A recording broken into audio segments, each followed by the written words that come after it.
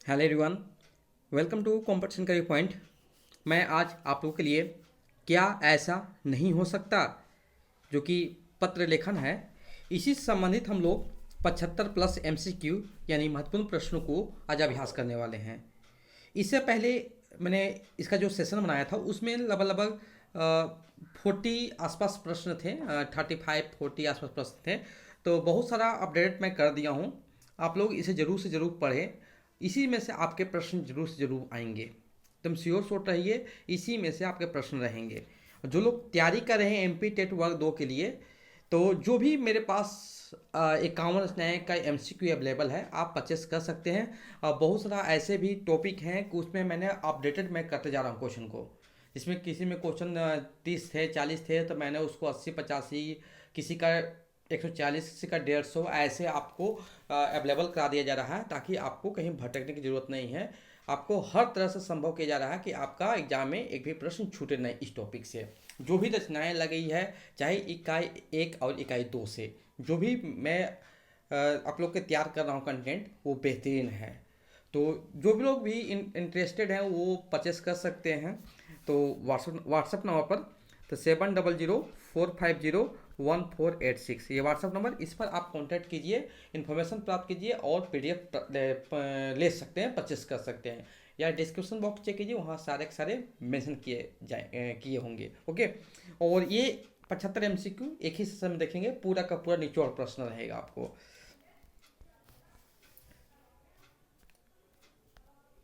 प्रश्न संख्या 1 जो है, क्या ऐसा नहीं हो सकता, किस विधा की रचना है? तो होइएगा पत्र लेख या पत्र विधान का है।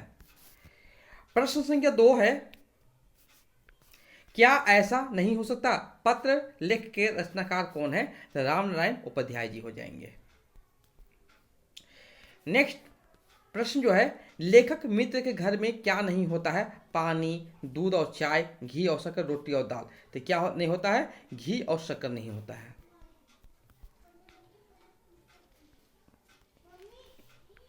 नेक्स्ट प्रश्न है, मित्र फटे बिस्तर को कैसे छुपाते हैं? उस पर नई चादर डालते हैं।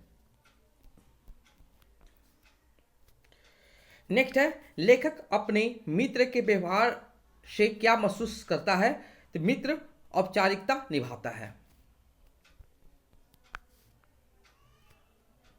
नेक्स्ट है, लेखक के अनुसार सच्ची मित्रता किस पर आधारित होनी चाहिए? तो आत्मीयता और सहजता पर। नेक्स्ट प्रश्न जो है, लेखक मित्र कैसी बातचीत करना चाहते हैं? घर गृहस्थी और सुख दुख पर। नेक्स्ट है, लेखक अपने मित्र से क्या अपेक्षा नहीं रखते हैं? तो यहां विकल्प बी है, राजनीति की चर्चा करने की।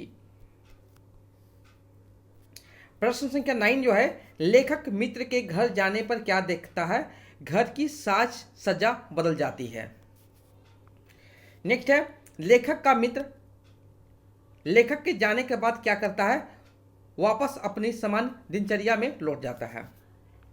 प्रश्न संख्या 11, लेखक अपने मित्र से क्या चाहता है? मित्र उसे दिखावा ना करे। प्रश्न संख्या 12, मित्र चाय पिलाने के लिए किस प्रकार का कप का प्रयोग करता है? तो नया कप। नेक्स्ट है, क्या ऐसा नहीं हो सकता, पाठ का मुख्य संदेश क्या है? तो मित्रता में सादगी और सच्चाई होनी चाहिए। प्रश्न संख्या 14, लेखक अपने मित्र से किस तरह का संबंध चाहते हैं? वास्तविक और सादगी भरा। नेक्स्ट प्रश्न जो है, पाठ की प्रमुख विषय वस्तु क्या है? दोस्ती में सादगी और वास्तविकता होना चाहिए। प्रश्न संख्या 16, लेखक के अनुसार सच्ची दोस्ती में क्या होनी चाहिए? सहजता और पारस्परिक समझ होना चाहिए। पाठ की प्रमुख विषय वस्तु क्या है? दोस्ती में सादगी और वास्तविकता होनी चाहिए। लेखक के अनुसार सच्ची दोस्ती में क्या होना चाहिए? सहजता और पारस्परिक समझ। नेक्स्ट प्रश्न है, लेखक के लिए मित्र किस तरह की सुविधाएं जुटाता है? तो घर में घी और शक्कर ना होने पर घी और शक्कर मांग कर लाना, फटे बिस्तर को नई चादर से ढक देना, पड़ोसी के स्वच्छ दर्पण को मांग लेना, उपयुक्त सभी हो जाएंगे यहाँ पर। प्रश्न संख्या 20, लेखक के लिए मित्र किस तरह का सुविधाएं जुटाता है? तो भोजन कर लेने पर बच्चों से पान मंगाकर रख देता है, बाल बच्चों गृहस्थी की बातें ना करते हुए राजनीति और पत्र पत्रिकाओं के साहित्य की बातों में उलझा देता है, टूटे कप की चाय को स्वयं उठा लेता है और सही नए कप में लेखक को चाय देता है, उपयुक्त सभी हो जाएंगे यहाँ पर। नेक्स्ट प्रश्न है, लेखक के मित्र शक्कर या घी कहां से लाते हैं? दूसरों से मांग कर लाते हैं। नहाने के बाद मुझे यानी कि लेखक को देना होगा क्या चीज? टॉवेल देना होगा। चादर के अनुसार पसारना चाहिए पैर। नेक्स्ट है, धुंधले आईने की जगह पड़ोसी से मांगा हुआ साफ आईना सजा देते हो। इस वाक्य में क्या दर्शाएगा? मित्र दिखावा करता है। नेक्स्ट है, लेखक अपने मित्र के घर जाने पर कैसा महसूस करता है? वह असहज हो जाता है। अभावों की धुंध का क्या अर्थ है? आर्थिक कठिनाइयां। लेखक का मित्र लेखक को कैसा विदा करता है? औपचारिकता से। लेखक ने पाठ के अंत में स्वयं के लिए संबोधन शब्द का प्रयोग किया है, तुम्हारा वही मैं जो तुम हो। क्या ऐसा नहीं हो सकता? पाठ में लेखक कितनी बार मित्र को संबोधित किया है? 3 बार। क्या ऐसा नहीं हो सकता? पाठ का केंद्रीय भाव क्या है? विशुद्ध प्रेम ही जीवन की सबसे बड़ी पूंजी है। अभावों की किश्ती पार होने पर मार्ग कहां से गया है? सुख दुख के समंदर से। नेक्स्ट प्रश्न है, लेखक के मित्र साधारण आदमी तो लेखक हैं डैश साधारण आदमी। नेक्स्ट प्रश्न है, लेखक के मित्र फटे बिस्तर को किसे ढकते हैं? नई चादर से ढक देते हैं। नेक्स्ट प्रश्न जो है, लेखक की अपने मित्र से क्या अपेक्षाएं हैं? अपने फटे बिस्तर को वैसे ही बने रहने देता, टूटे हत्थे वाली कुर्सी पर ही लेखक को बैठने देता, धुंधले दर्पण और फटी गंदे तौलिया को ही लेखक को नहाने के बाद पोंछने के लिए देता। उपयुक्त से भेजेंगे यहाँ पर। लेखक मित्र को किस तरह का व्यवहार सलाह देता है? तो इसमें देखिए पहला पॉइंट देखिए क्या है, हम दोनों मित्र ठीक वैसे ही मिले जैसे हम हैं, बनावटी दिखने का प्रयत्न बंद करें, जैसी सूखी रोटी तुम खाते हो वैसे ही मुझे खिलाओ, राजनीति और साहित्य में मत उलझाओ। जिस तरह तौलिए से अपना शरीर पोंछते हो उसी से मुझे भी अपना शरीर पोंछने दो। साथ ही चाय पीते समय जिस टूटे हुए कप को तुम मुझसे बदल देते हो उसी मेरे पास ही रहने दो। उपयुक्त सभी हो जाएंगे यहाँ पर भी। नेक्स्ट है, मित्र अपने फटे बिस्तर को चादर से क्यों छिपाना का प्रयास करता है? तो ताकि उसकी असल स्थिति का आभास लेखक को ना हो सके। मित्र की अभावों भरी गृहस्थी आभास लेखक होगा, उसे कष्ट होगा। उपयुक्त दोनों हो जाएंगे, ए और बी दोनों हो जाएंगे यहाँ पर। नेक्स्ट है, लेखक को मित्र के चेहरे पर निश्चिंतता का भाव दिखाई क्यों नहीं दिया? उसके घर में गृहस्थी की चीजों का भाव था। नेक्स्ट जो है,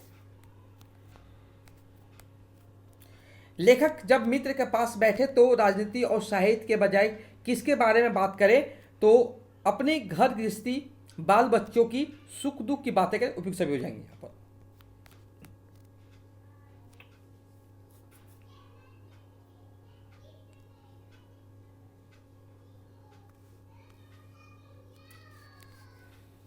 लेखक का मित्र लेखक को कैसा विदा करता? औपचारिकता से।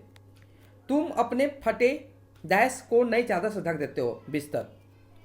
बिखरी हुई पुस्तकों को डैश से लगा देते हो, करीने। हम सबके चेहरे पर अभावों की डैश छाई हुई है, धुंध छाई हुई है। नेक्स्ट प्रश्न है, सुख दुख के इस डैश में ही अभावों की कश्ती पार होने का मार्ग गया है, समंदर। तेल के बाद कंघा और डैश देना होगा, आईना। किसे दृष्टि में कितना दर्द, कितनी लाचारी, कितना स्नेह समाया हुआ है, लेखक के मित्र को। लेखक का कुर्सी का कौन सा हथा टूटा है, बायां। लेखक के मित्र की कुर्सी कौन हथा टूटा है, दायां। नेक्स्ट प्रश्न है, बचे हुए समय में तुम जब भी मेरे पास बैठो, बजाय डैश अपने घर गृहस्थी, बाल बच्चों, सुख दुख की बातें करो, राजनीति और साहित्य के बजाय। विश्वास रखो, सुख दुख के समंदर से ही हमारा अभावों की किश्ती के पार होने का मार्ग गया है। तुम्हारा वही मैं जो तुम हो। यह पंक्ति किससे उद्धृत है, तो क्या ऐसा नहीं हो सकता?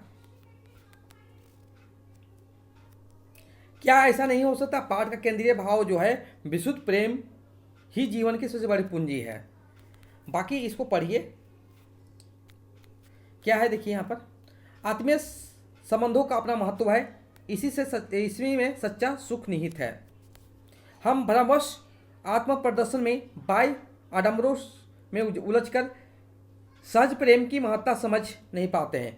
किसी के मिलने पर हम अपने स्वाभाविक स्नेह मिलन के निर्मल भावों को परे रखकर औपचारिकता में लग जाते हैं और सच्चाई को छिपाने का प्रयत्न करते हैं। इस प्रकार मिलने के सच्चे सुख से हम वंचित हो जाते हैं।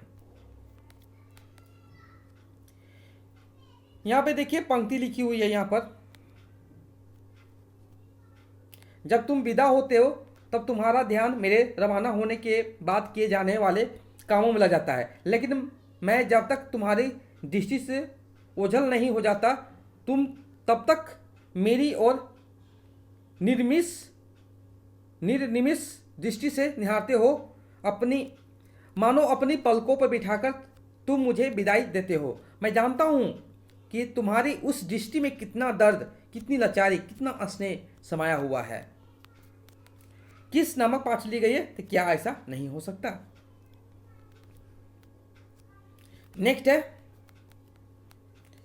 मेरे आने पर जो तुम्हें करना पड़ता है, तुम्हारे आने पर वही मुझे भी करना पड़ता है। जिस तरह तुम्हारे यहाँ कभी आटा होता है तो दाल नहीं होती, उसी तरह मेरे यहाँ भी कहीं दाल होता तो आटा नहीं होता। किस नाम पाठ से ली गई है, क्या ऐसा नहीं हो सकता? नेक्स्ट है, लेखक जब विदा होने लगता है तो तुम यानी कि मित्र क्या कहता है, कल चल जाना, कितने दिन के बाद तो आए हो। मैं यानी लेखक जब सचमुच रवाना होता है तो तुम यानी मित्र क्या कहते हो, पत्र देते रहना, जब कभी अवकाश पाओ तो इधर आने की बात मत भूलना। सारी व्यवस्था के चलते जब भी 2 घड़ी साथ बैठने का अवकाश आता तो तुम बजाय डैश घर गृहस्थी, देश विदेश की राजनीति, पत्र पत्रिकाओं के साहित्य को बात छेड़ देते हो। यहाँ पे देखिए, क्या ऐसा नहीं हो सकता कि हम जैसे हैं ठीक वैसे ही मिले, जो हम नहीं वैसा दिखने का प्रयत्न बंद करें। किस नामक पाठ से ली गई है, तो क्या ऐसा नहीं हो सकता? राम नारायण उपाध्याय का जन्म 1918। राम नारायण उपाध्याय की जीवनी और परिचय का नाम क्या है? निमाड़ के स्वतंत्रता संग्राम सेनानी। राम नारायण उपाध्याय किससे सर्वाधिक प्रभावित है? गांधी जी। राम नारायण उपाध्याय को पुरस्कार मिला पद्मश्री। राम नारायण उपाध्याय का जन्म कहाँ हुआ था? खंडवा। नाक का सवाल, बक्सीनामा, जन्म के फेरे गवईमन, गांव की याद, ये किनकी रचना है? राम नारायण उपाध्याय की है। राष्ट्रभाषा हिंदी समिति के सदस्य रहे थे रामनारायण उपाध्याय। रामनारायण उपाध्याय का जन्म कब हुआ था? 20 मई। पंडित रामनारायण उपाध्याय को किस रूप में प्रसिद्धि मिली थी? लोक संस्कृति पुरुष। निम्नलिखित में से किस संस्था के संस्थापक सदस्य पंडित रामनारायण उपाध्याय थे? मध्य प्रदेश आदिवासी लोक कला परिषद भोपाल। लोक संस्कृति न्यास की स्थापना किसकी में की गई थी? उनकी पत्नी शकुंतला देवी। पंडित रामनारायण उपाध्याय का देहांत कब हुआ था? तो 20 जून 2001 ईस्वी। निम्नलिखित में से कौन सी कृति पंडित रामनारायण उपाध्याय की है? तो यहाँ पर सारे हैं, उपयुक्त से भेजेंगे। नेक्स्ट है, निर्माण का सांस्कृतिक अध्ययन किसकी रचना है? रामनारायण उपाध्याय जी का है। रामनारायण उपाध्याय के साहित्य सृजन में क्या विशेषता है? लोक संस्कृति, प्रकृति उपासना और एवं व्यंग लेखन। उपाध्याय जी की वाणी देश और आचरण में किस विचारधारा का प्रभाव स्पष्ट था? तो गांधीवादी जीवन और विचार। आज का अंतिम प्रश्न जो ये रहेगा, पंडित रामनारायण उपाध्याय की रचनाओं में किस क्षेत्र की लोक संस्कृति विशेष रूप से देखने को मिलती है? तो निर्माण हो जाएगा। तो देखिए, कुछ अपडेटेड प्रश्न थे, आपको देखने को मिले होंगे।